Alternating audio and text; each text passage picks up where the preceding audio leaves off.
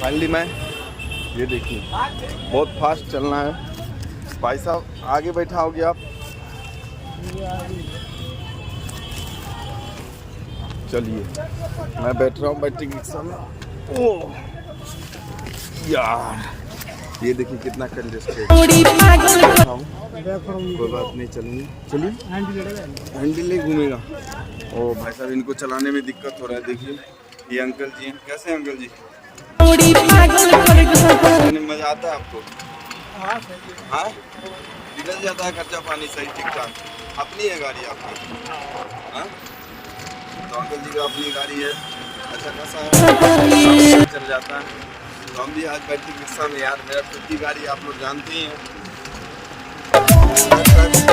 मैं गाड़ी छोड़ दिया और बैटरी रिक्शा से जा रहा हूँ मेट्रो पकड़ के आनंद विहार, आनंद विहार से फिर ट्रेन लेंगे। नजर से घायल कर गई, छोड़ी पागल कर गई, पकड़ के घायल कर गई। भाई साहब मिल गया।